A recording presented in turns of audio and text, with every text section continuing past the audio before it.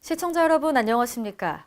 지방자치 중점 소식을 전하고 더 나은 지방자치의 방향을 제시하는 지방자치 1번지입니다. 전북 군산을 찾는 관광객들의 놀이문화 공간인 금강랜드가 경영난으로 문을 닫았는데요.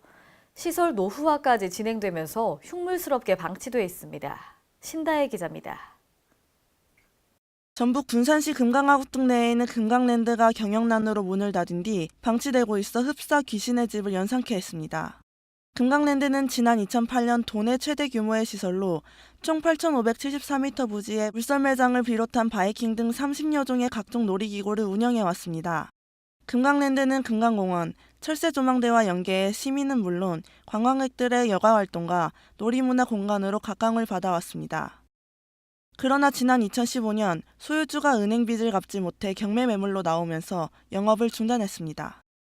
경매 이후 사실상 폐업을 맞은 금강랜드는 2년째 흉물스럽게 방치되고 있었습니다. 뿐만 아니라 시설들이 노후되어 안전사고마저 우려되고 있습니다. 저희가 따로 관리하거나 개인 소유잖아요. 네네. 이게 시에서 관리가... K랜 신다혜입니다. 무주 태권도원 외곽의 민자지구는 숙박단지와 레포트 시설 등을 집적화하도록 구상됐었는데요. 무슨 일인지 민자개발사업자 공모가 또다시 무산됐습니다. 박성훈 기자가 다녀왔습니다. 전북 무주 태권도원 민자개발사업자 공모가 또다시 무산됐습니다. 전라북도는 지난 4월부터 진행해온 태권도원 민자개발사업지구 투자자 공모가 최종 불발됐다고 밝혔습니다. 응모한 수도권 기업체 2개사 중 한 업체는 급작스런 경영 사정을 이유로 중도 포기했고 또 다른 업체는 사업 제언서가 부실해 각하됐습니다. 앞서 양사는 각각 1,000억 원과 1조 원 규모의 사업안을 제안했고 무엇보다 민자사업자 공모 13년 만에 처음으로 투자 의향을 밝혔다는 점에서 큰 관심을 끌었으나 흐지부지되고 말았습니다. 이에 전북도는 24일 태권도원 민자유치위원회를 열어 투자자 공모 실패 결과를 보고하고 후속 대책 논의에 들어갔습니다. 도 관계자는 어렵사리 추진해온 민자 공모가 무산돼 아쉽지만 민자지구가 반드시 개발될 수 있도록 새로운 방안들을 다각도로 검토할 것이라고 말했습니다. 한편 13만 제곱미터에 달하는 민자지구는 민간 투자자가 전무해 미개발지로 14년째 방치되고 있습니다. K랜 박성훈입니다. 서울 지역의 24번째 소방서인 성동소방서가 지난 24일 문을 열었습니다. 지하 1층, 지상 6층 규모로 32대의 소방 차량과 232명이 배치돼 성동구 17개 동에 거주하는 12만 5,814가구, 30만여 명의 안전을 책임지게 됩니다.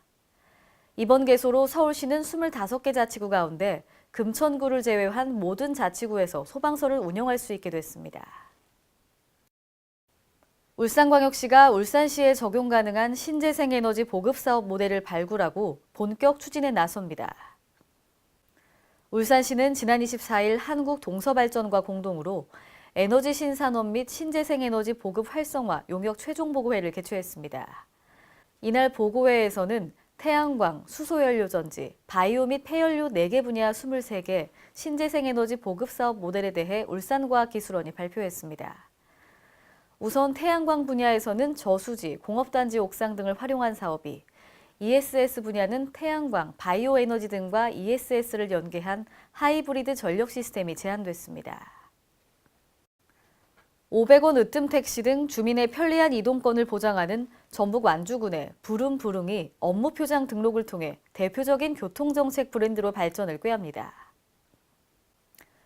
완주군은 그간 교통이 복지다라는 지방자치의 새로운 패러다임을 제시하면서 으뜸 택시, 장애인 콜택시 등을 운영해왔습니다.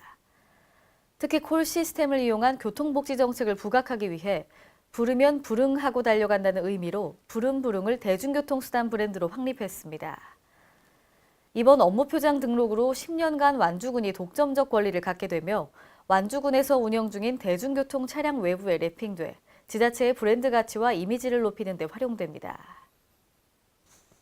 오늘의 단신 뉴스입니다. 문재인 대통령은 지난 24일 살충제 계란 파동과 관련해 문제의 최초 발생부터 정부의 대응 과정 전반을 종합적으로 다룬 백서를 발간할 것을 지시했습니다. 문 대통령은 이날 오전 청와대 여민관에서 주재한 수석비서관 보좌관 회의에서 이런 일이 재발되지 않도록 교훈을 삼아야 한다고 말했는데요. 아울러 청와대는 농식품부 차관이 주재하는 축산업 개선 태스크포스와 식품안전관리 개선 TF를 각각 운영하기로 했으며 전문가와 소비자 단체 등의 의견도 적극적으로 수렴하기로 했습니다. 이낙연 국무총리는 지난 24일 정부 서울청사에서 제9회 국정현안점검 조정회의를 주재했습니다. 이번 회의에서 정부는 기후변화로 인해 상시화되고 있는 가뭄에 선제적, 종합적으로 대응하기 위해 가뭄 대응 종합대책을 추진하기로 했습니다. 이번 종합대책은 확보된 수자원을 효율적으로 활용하고 상습 가뭄 지역을 중심으로 물자원 확보에 속도를 내기로 했습니다. 또 체계적 수요 관리와 물 사용 우선순위 정비도 병행하여 적재적소에 물을 배분하는 등 미래 대비에도 주안점을 두었습니다. 이상으로 지방자치 1번지를 마칩니다. 시청해주신 여러분 고맙습니다.